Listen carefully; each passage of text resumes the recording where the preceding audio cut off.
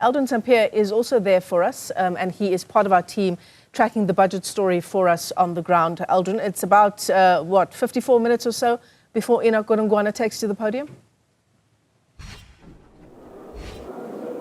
Yeah, certainly. The 2 o'clock hour is what we're looking forward to as the Minister will be delivering his budget speech 3.0, which we've been emphasizing throughout the morning, and also looking at the various expectations that various political parties have. I'm going to now have a conversation with the co-founder of BOSA, that is Nobuntu Hlazo-Webster. Very good morning to you. We've been having these conversations over and over and over and over again. But how do you feel this time around, and your expectations as BOSA around what should this budget signify? You know, hi Aldrin, and thank you so much for having us. This time around, the sense is that South Africans actually get to have voice when it comes to their budget. There's a sense that we saw what not only the parties like Build One South Africa, what their contribution to the withdrawal of VAT did, but that came mostly, more than anything, from the voice of South Africans. So what we expect this time is that the Minister will listen, because we saw what happens when you don't listen to South Africans. So we're expecting that, first of all, you don't have an increase in the burden on South Africans. We are fiscally where we are because of the sins of the ANC, because of the irresponsible borrowing of the ANC, because of some of the corruption and theft that's taken place. So citizens should not have to pay for that. So we do not expect that there will be an increase in burden on citizens, that there will be an increase in tax on citizens.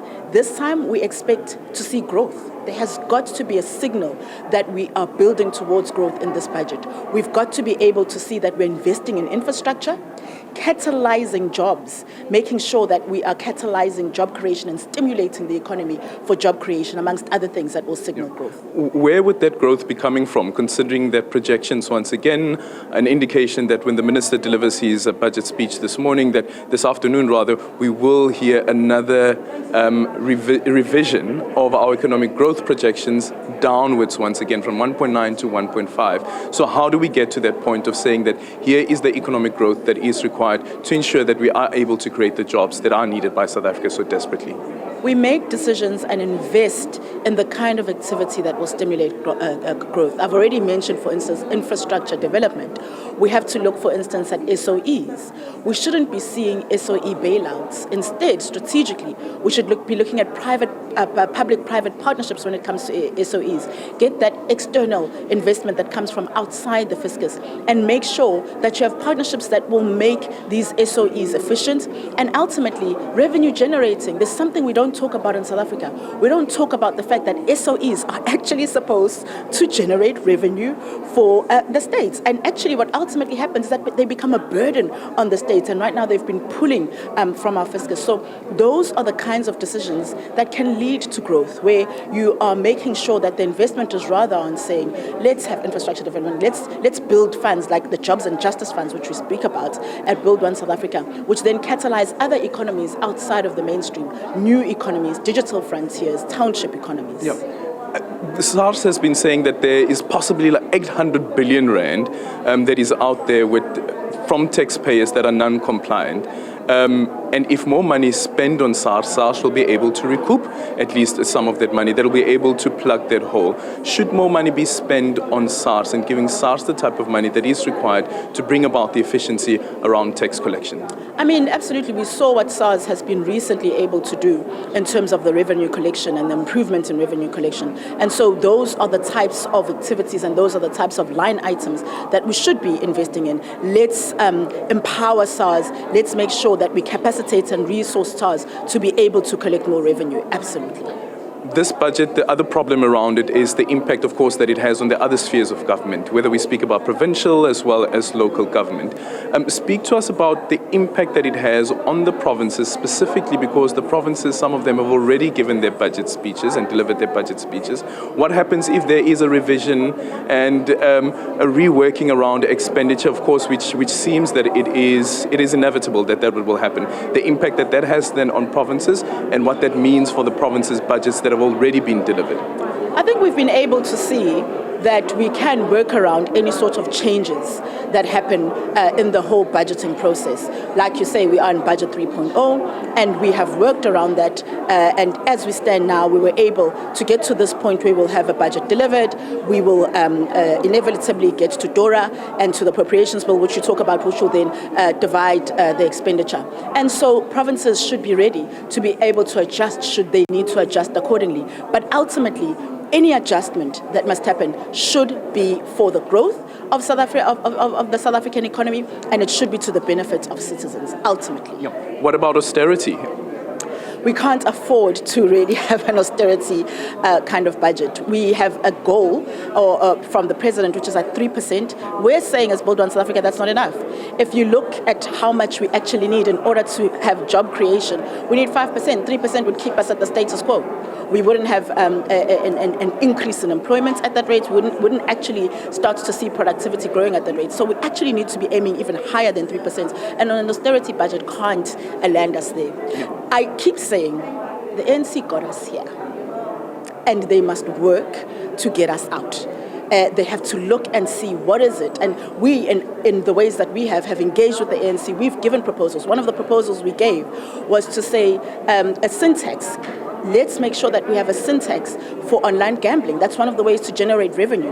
We have put, and other parties have also put proposals on the table to see how we work around this. But ultimately, the decision lies with the GNU. It lies with an ANC minister. And because they got us here, they have to work around and look at those proposals and make sure they get us out of here. As a member of the Portfolio Committee on Trade and Industry and Competition, the President's having his meeting with Donald Trump, of course, later on today. The question is, where do you stand as BOSA? Do you think that AGOA is gone? Look, where we stand as Build One South Africa is to say South Africa has always got to be first. South Africa has always got to be a priority. And even as Ramaphosa meets Trump, it has got to be that we have our trade agenda at the front of that. And so we would not want to see AGOA gone. We think that AGOA is an important agreement that we have with the US. We've seen even, I, being part of the DTIC Portfolio Committee, have visited some, for instance, of the automotive plants that are in South Africa, where the biggest market is the US. And so we can't afford to see AGOA gone because of the ripple effect that we'll see. But at the same time, the president keeps talking about the sovereignty of South Africa and how he's going to make sure that he maintains it. That is as critical. So there's a balancing act that's got to be played there to say that let's make sure that we put South Africa first, particularly when it comes to trade, but not at the cost of our sovereignty. Yeah, and hope is not a strategy, right? And what happens if AGOA is gone? What's the safety net that is being placed there for the automotive industry, for the citrus farmers as well, to ensure that they are able to sustain the jobs that have been created through AGOA and through some of the incentives thereof, but also looking for alternative markets as well? Absolutely. Part of the contributions that I, for one, on behalf of Build One South Africa, have been tabling to the Minister and Deputy in the DTIC Portfolio Committee is to say that we need to make sure that we are building other bilateral agreements. We need to make sure that we are building other relationships. And we have to make sure that actually we are focusing also particularly on Africa. We have the Africa Free Trade Continental Agreement that actually hasn't been implemented at the extent that it could have. And that has to do with political will. That has to do with plans that have sat for a long time, even about how we invest in infrastructure in the rest of the continent in order to enable trade to be better. How do we invest in digital infrastructure, telecommunications infrastructure, road infrastructure? The SOEs that I was talking about earlier on today, the Transnets, ESCOMs, actually have opportunity to develop across the continent. And actually South Africa, the AU had given South Africa that mandate to say that let's develop infrastructure on the continent. Those are the partnerships we need to be developing, and those are the priorities we need to be having to say we are improving other bilateral agreements across the world. Very important for the country. Thank you so much for your time. Nobuntu Hlazo-Webster, Member of Parliament, also member of the Portfolio Committee on Trade and Industry and Competition. Of course, a very important portfolio considering the work that is currently being done in the United States with the Minister of Trade and Industry and Competition, also being part of that delegation with President Cyril Ramaphosa. But also, I guess the other thing, Michelle, is the alternative markets and whether South Africa is able to find those alternative markets if President Cyril Ramaphosa is not able to come out with a deal that says that AGOA will remain in place and South Africa will continue to have that AGOA status and will not be expelled from AGOA come September.